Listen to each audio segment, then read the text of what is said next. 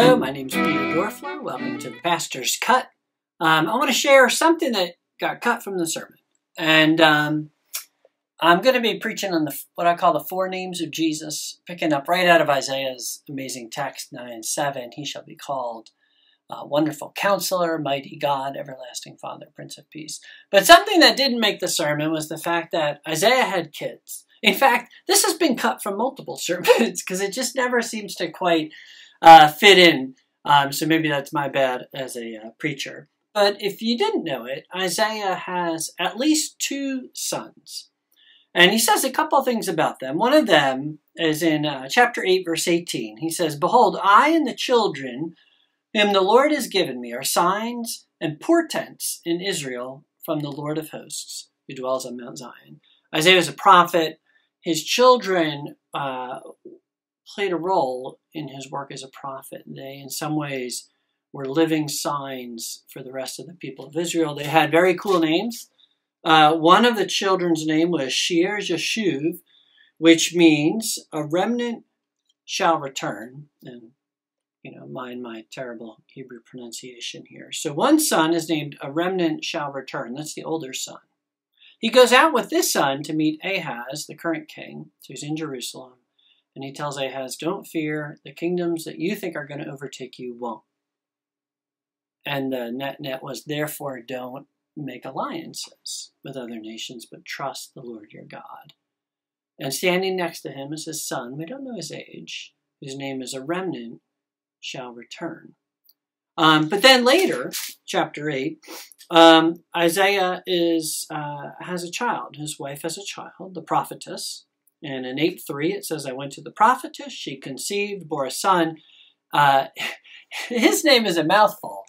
Mahar Shalal Hashbaz, which the ESV says means the spoil speeds, the prey hastens. It's kind of an ominous name, right? The predator is coming. And this child, this son, Mahar Shalal Hashbaz, is meant to signify that, in fact, trouble is on its way. And so Isaiah has these two kids. But alongside those other kids, he prophesies about a third child. And this also is in chapter 7, verse 14. He says, "Behold, the virgin shall conceive and bear a son, and shall call his name Emmanuel," which means God with us. And now, there's some theories about, is Emmanuel a child born then? Is he born later? The church has long held Jesus Christ is Emmanuel. The virgin gives birth. Virgin that word didn't only mean virgin, but it meant a young woman who often was a virgin at the time. So it could have kind of a twofold application.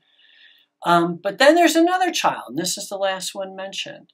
And this is Isaiah 9, where Isaiah tells the people of Israel, "For to us a child is born, to us a son is given, and the government shall be upon his shoulders." And something else that got cut, this is double cut week. That language of on his shoulders, usually it was very literal. You would have a water pot on your shoulder, you might have a bundle of sticks on your shoulder, heavy things were on your shoulders, because that's, you could put them on an old yoke and carry them that way. But there's also an example in Isaiah 22, which is pretty cool, where it talks about a key being placed on the shoulder of Eliakim, and it's the key of the city. And it's meant to represent the government, the power, the ability to lock and unlock the doors of the city. And so Isaiah says there's another child is going to be born. It is going to be born to us. Not to me, Isaiah, and to my wife, but to us, the people of God, the children of Abraham who walk by faith. And he's going to have the government. I kind of take it in the weight way, not the key way, but it could be both. On his shoulders, it means he'll have the authority. He will hold it up. He will sustain it with his strength. And this child is not Isaiah's children. And so even in that, God does something in Isaiah's heart. Culturally, sons were kind of your inheritance. And it feels like the Lord's ministering even to Isaiah and saying, look, you have these sons, but they're not your future and they're not your hope. And you might love them and they might be signs and portents from me. But the child who will save you will not be your own. You won't be saved by your legacy or by your children's children or anything like that. But you will be saved by the Messiah whom I will send. And the government shall rest on his shoulders, and his name shall be called, right? Wonderful Counselor, mighty God, everlasting Father, Prince of Peace.